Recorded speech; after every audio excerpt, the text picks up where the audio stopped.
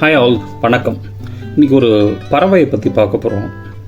பான் all, வெள்ளை ஆந்தை. எங்கள் வீட்டு முகப்பில் ஒரு மரம் இருக்குது. நாங்கள் முதல் தளத்தில் வசிக்கிறோம். பால்கனி பக்கத்துலேயே அந்த மரம் இருக்குது. ஒரு 2 வாரத்துக்கு முன்னாடி நான் வீட்டில் நடந்துகிட்ருக்கும்போது எதேர்ச்சியாக அந்த மரத்தை பார்த்தேன்.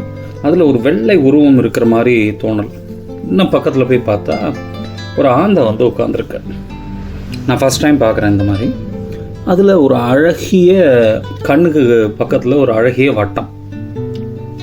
இன்னும் இன்ட்ரெஸ்டிங்காக இருந்தது. இன்னும் ஒத்து பார்த்தா அது தூக்க கலக்கம். அது தூங்கிறதுக்கு இடம் பார்த்து கரெக்டாக இங்கே வந்து உட்காந்துருக்கு, நமக்கு சௌரியமாக ரசிக்கிறதுக்கு.